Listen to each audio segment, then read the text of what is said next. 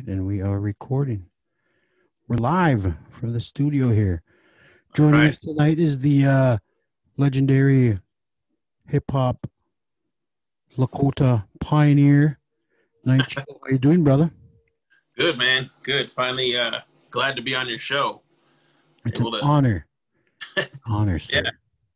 Hook it up with these Zoom meetings. Yeah. This is the first time I've never even actually used Zoom before. So yeah. This is my maybe fourth time, and then I did a Zoom show last week with Jim Rule, and I finally figured out a little bit how to work this. So I thought instead of going out and spreading the coronavirus, this would be a lot easier than, a lot safer too, I suppose. But why don't you give a brief introduction of yourself, what you've been doing, where you're at, and plans for the future, whatever you got, man. Sure, man.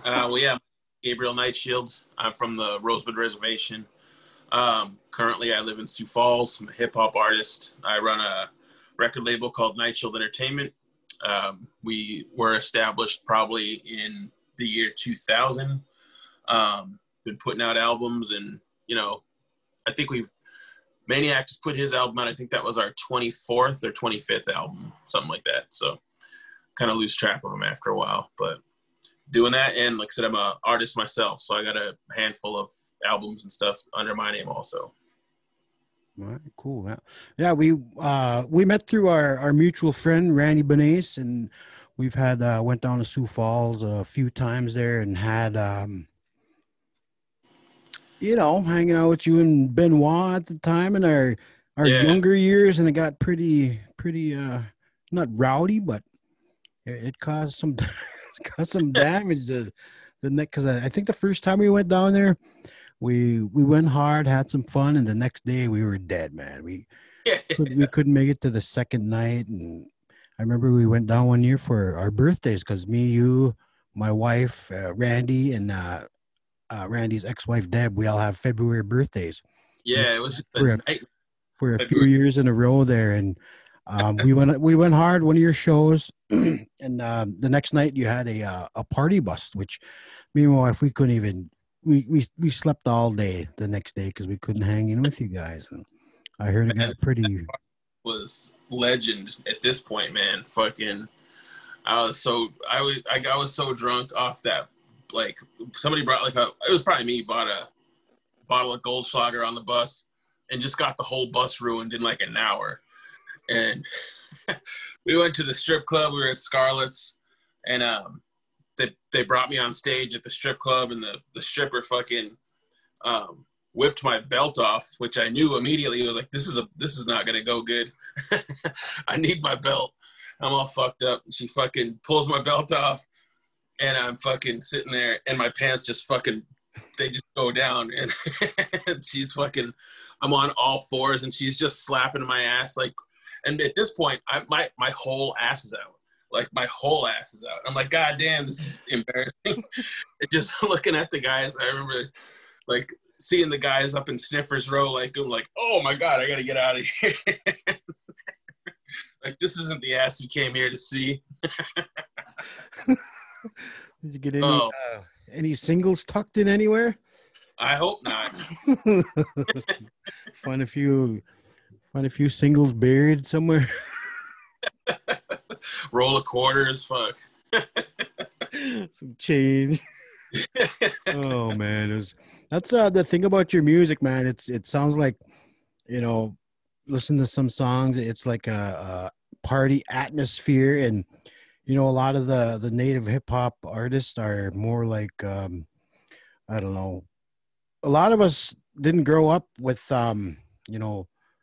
I suppose the traditional ways, and myself, I'm not really a traditional. I'm like the worst Native American ever. I don't have any faith in the systems and stuff like that, because I don't know, it just looks like a lot of work. And it was when I heard your music, I never really heard Native hip hop be really into where I was at the time in my life, just having fun and going out, and it was really not I want to say inspiring to hear people that aren't all, even me being in comedy, all the at the time all the natives were sober and the Red Road and stuff like that. And it seemed like I was the only one out there raising hell, telling, dick and fart jokes and stuff like that. And it was like a kindred spirit, I suppose, Yeah.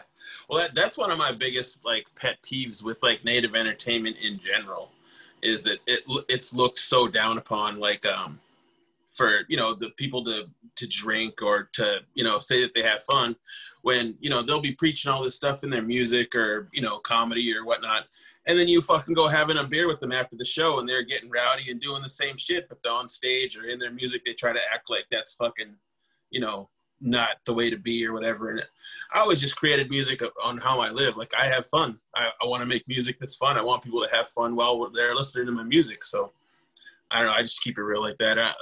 And I like to drink. So that's where I was too, man. My first ever professional show, I went out to celebrate a little too hard afterwards.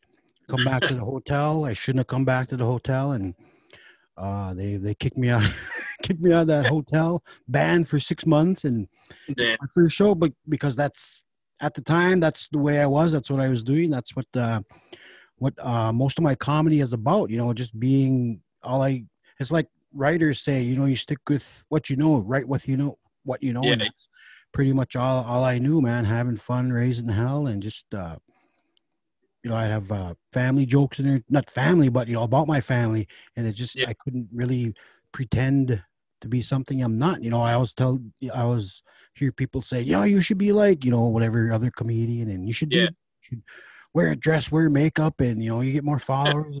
No, man, I don't do that, man. It's just not me. Yeah, man, I'm the same way. I can't, like, there was a time, like, when I first started, like, people that are familiar with my music, I have a song called Broken Dreams, which is, like, one of my biggest songs I did with like, Jackie Bird, came out in, like, 2007. It was, like, all on the radio and stuff, but that was, like, the first time I ever blended, like, hip-hop. Like, it had, like, real conscious lyrics, and it was, like, had traditional singing in the for the chorus and stuff like that, and had the drum beat and this and that. And the song was so big that everybody was, like, wanting me to go in that direction of, like, this is what your music should be. Like, just from now on, you should just do this. I was like, but that's not really me, though. That's just, like, I made that song because so many people were telling me that that's what they wanted to hear. So I made that. I constructed that song specifically for all those audiences. And then so I actually won the Native American Music Award for that song. And so everybody was expecting me to do that. And I was like, you know what? I'm naming my next album Sex, Drunks, and Hip Hop. And we just went completely in the other direction. And yeah, so I don't know. I've always wanted to be, it's Native hip hop to me is very boring. It all sounds the same. They're all talking about the same stuff. And if that's how they live, that's awesome. But there's a lot of cats that don't live that way, or don't, practice what they preach. And that's just, I don't know. I can't get down like that. Yeah, that's just a lot of us grew up a certain way, and like I said, I'm the worst Native American ever. I don't hunt. I barely fish. I don't go to ceremony. I don't sing and dance powwow or anything. It just I grew up on Scooby Doo, Saved by the Bell, and Dukes of Hazzard, man, and pro wrestling, and that's all I knew, man. And that's what pretty much shows today. Just being what was around me, I suppose. I wasn't really surrounded with alcohol and drugs and stuff, but it was around. But it wasn't really made a big impact on my life until I started raising hell myself in my teens. And I'm at an age now where I can understand, why I live that way, and I'm starting to take a look back, and I can't function that way anymore because I'm just getting too damn old. And even when I was with you guys, it'd take me forever to recover. And at that time, I couldn't really. I was fighting the battle of not wanting to get old, and now there's just no way to stop it, man. I fell asleep watching the Vikings game yesterday. Oh no! I was it was halftime, and I turned the channel to Star Wars. I was watching Star Wars for a little bit. I was out. I woke up. It was 4:30, and I just being old, man. I can't fight it anymore. Yeah, no, that's age gets everybody, man. Yeah.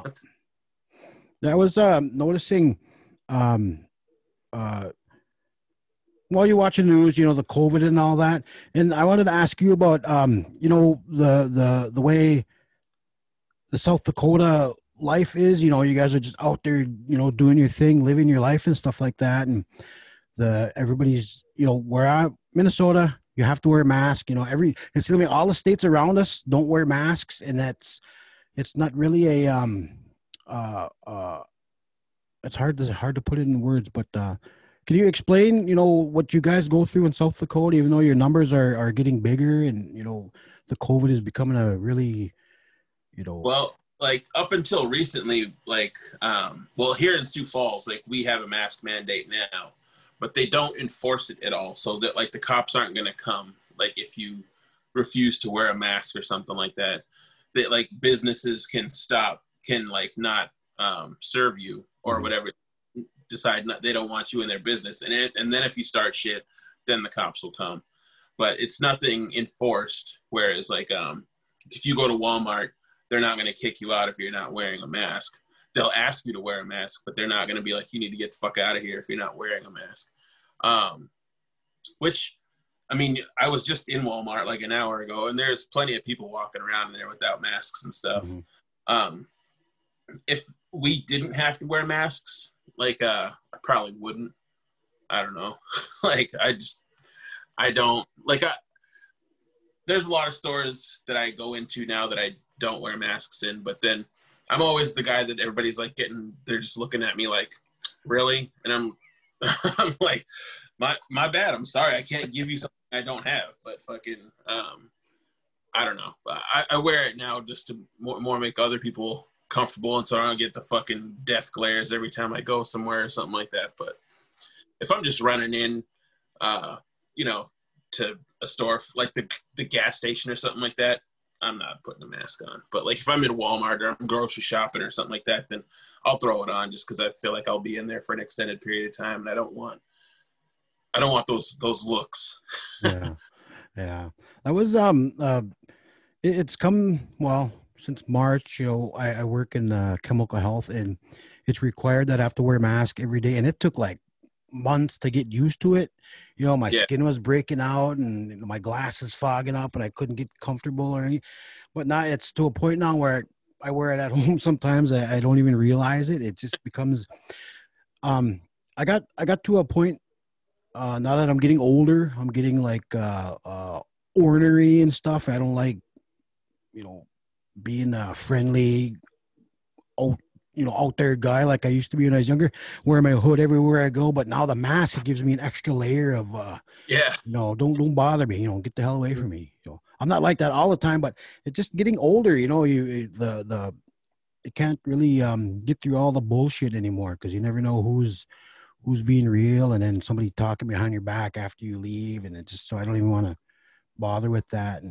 But the whole mask thing is it's become a almost a comfort for me now, like another shade. Well, mask, I suppose, another mask to hide behind. But I actually did come down with coronavirus in October, and I was fortunate enough to be asymptomatic. And the thing about that is it stressed me out right away, because what if I got my kids sick? What if I got my wife sick, or my parents, or my sisters? And that's what got to me the most. But once after I got past that, and then I was in isolation for 10 days, and that's what really, the mental health aspect, I started understanding about that. And I don't know if I'm also starting to get on that side where, hurry up and get it, and then you'll be not immune, but like, shit, man, if Donald Trump can survive the coronavirus, and Chris Christie, but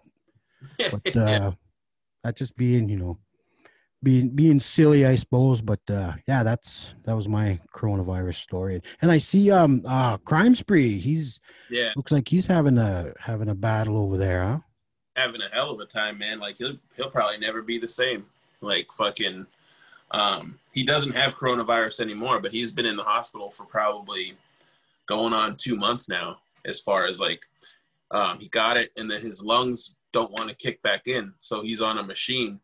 And I just went up and visited him on Saturday, he was saying that like he might just have to be on oxygen like for the rest of his life, just like carrying around one of those fucking things.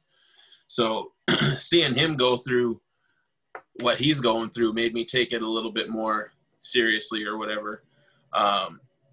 Cause he was, yeah, I mean, me and him, I mean, we went all over the fucking place together. We went to Vegas and, you know, did all kinds of shit while this was going on and never had any issue.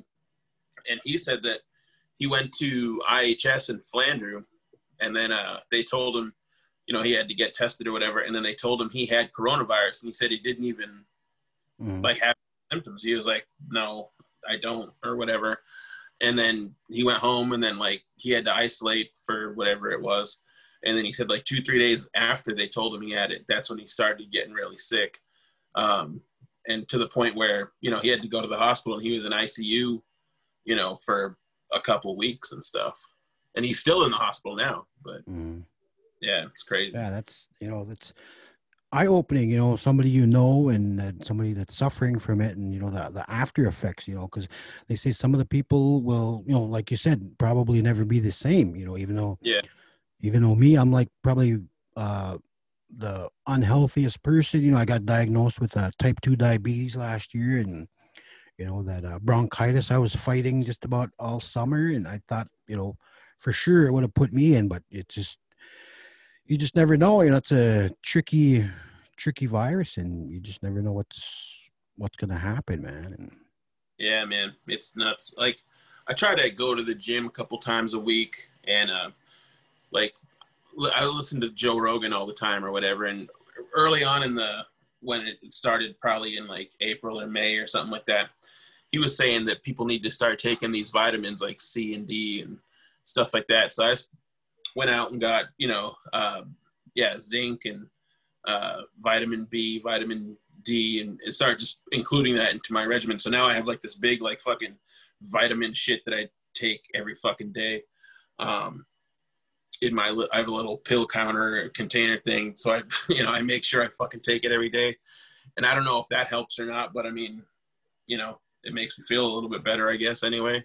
Yeah. So yeah, that's what one of the I had a cousin message me on Facebook, and she's a doctor, and she told me that, you know, being that I have so many kids at home, you know, with all the germs they bring home, and that help build up my antibodies, and that's probably one of the things that probably saved my life. And yeah, just one of the things you never know, man. You know, dirty little kids are saving my life. You know.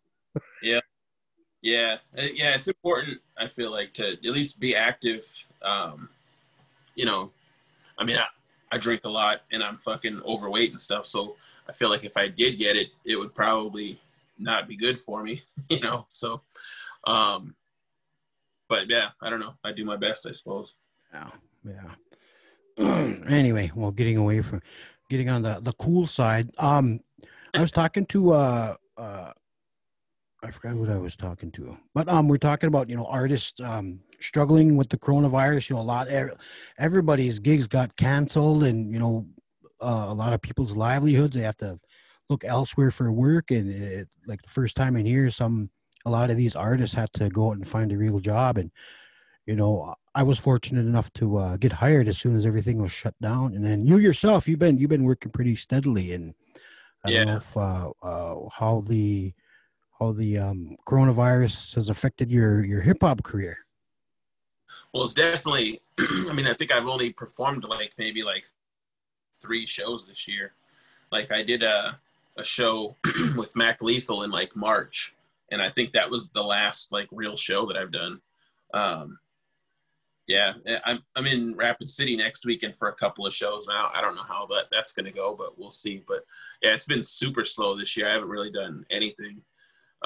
Even like recording wise, I haven't really I just really haven't done much musically at all this year. So yeah, that one thing I I enjoyed about one of your projects you did, was it last year, a couple of years before that, was your Urban Indians podcast with you, Shar Green, and then Crime Spree, and with Robert. And yeah, is there any chance of it coming back, or like you said before, you're going to do your own and call it the Dirtbag Files? And I've been waiting to listen to episodes of that. You know, your story time with Gabe; those are pretty exciting on Facebook. There, I sat Yeah, a when lot. those fucking we were on like lockdown and like the bars weren't open and you couldn't do anything. So I'd just be sitting here like, you know, having a few drinks by myself and be like, well, I can't even go fucking see anybody. I'm just gonna talk shit to people on on Facebook or whatever. But yeah, I've been like I said, I've been like totally slacking on everything this year, just being lazy. But yeah, the Dirtbag Chronicles, I want to get into that. I feel like next year, even though next year is like 3 weeks away or whatever, but I'm gonna get serious into. Um, Before I had like relied on other people for all this stuff. I had Mhm. relied. Robert had the studio. My music stuff, I worked out of a studio called Cat House Studios. That closed.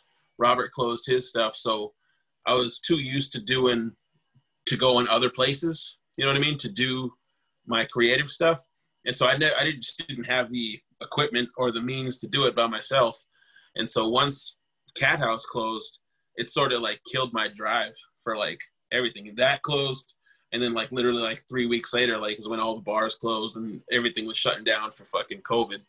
And so those two things combined just sort of just killed my motivation to just do anything really. But now I'm back in it. I got a couple songs written and stuff. I just need a place to go record them.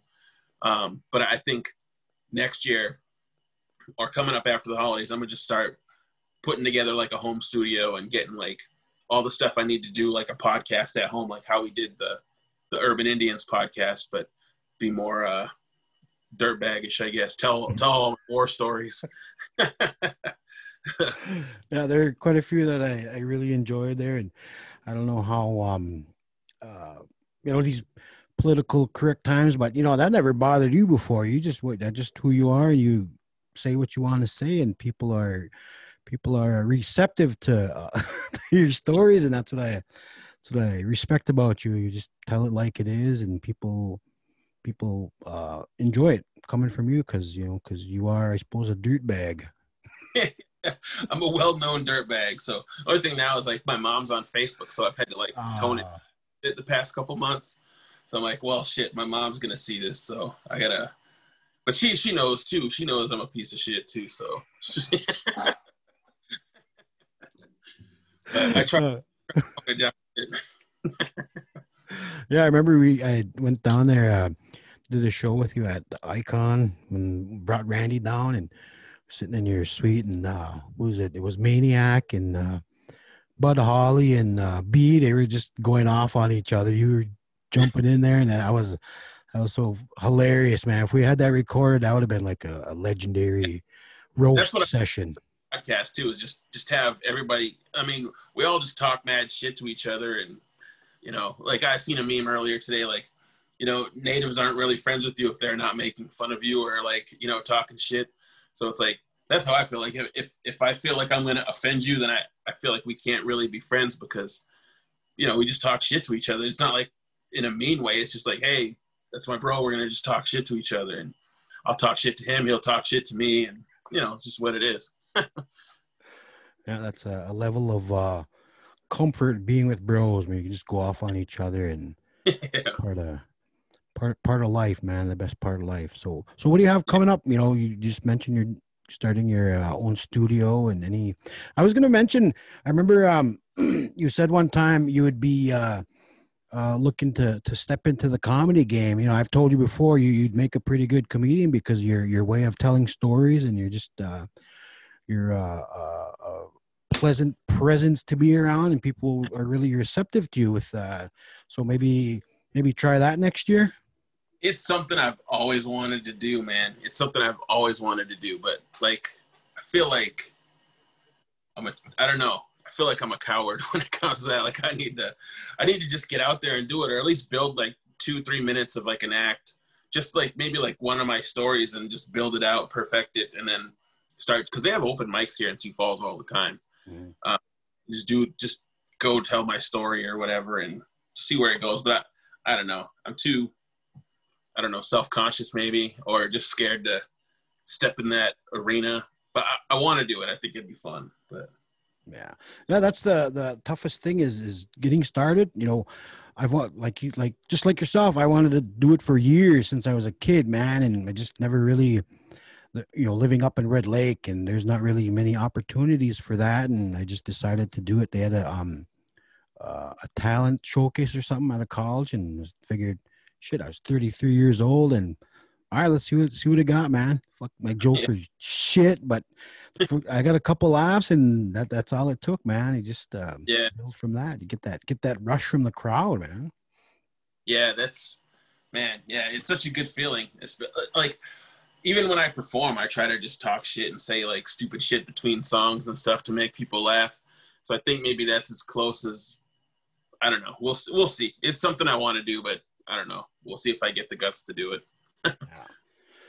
That'd be nice to have you on the road. You can, you know, create your own battle stories, because, you know, that's the thing about comedy, man. The more you bomb, the more you learn, and you'll have war stories. I got a lot of.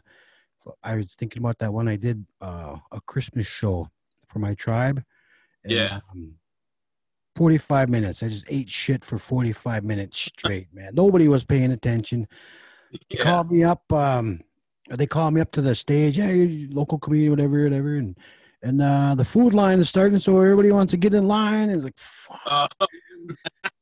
Nobody was paying attention, but did my 45, got my check, and I left, man. Like, right. Yeah. Like they don't even know how to set up something like that, man. But yeah, as long as I got paid, I suppose. Right. Yeah. It's sometimes like we'll do shows like that, man, where like fucking one time I went and did a show. I think it was at college in Bismarck, United Tribes or whatever the fuck. We went up there and we did a show, and they literally had us on like a fucking boombox. Like, I was like, are you fucking kidding me right now? Like, you expect us to perform on a fucking boombox with like a karaoke mic? I drove like 9 hours to get here. Like, what the fuck? So then I just got to fucking like, me and Maniac were just like, in an hour, this is going to be over. Like, fucking just get it over with and let's go enjoy the fucking night. You know, fucking terrible. Yeah. You just got to do that sometimes, man. Jump in and enjoy, man. But yeah. All right, man. I think that's all I got. You got any last words, or anybody where they can look you up? What you got going on? Yeah, add me on Facebook. I don't really use Twitter like at all, or subscribe to my YouTube page, Night Shizzle. Facebook's Night Shield, or no, Night Shizzle. Remember, I lost my fucking page, so I just start the new one, Night Shizzle, and then Instagram, Snapchat at Night Shield, all that stuff, and start working on a new album called Wias and Mazaska pretty soon here. Hopefully have that in the summer to fall of next year. All right, man. Hopefully we can all get back on the road and get back to as close as normal as possible. Yeah, hell yeah, man. Appreciate you having me on. All right, man. Yeah, thanks. It was an honor. The honor was all over here. But, all right. Thanks, man.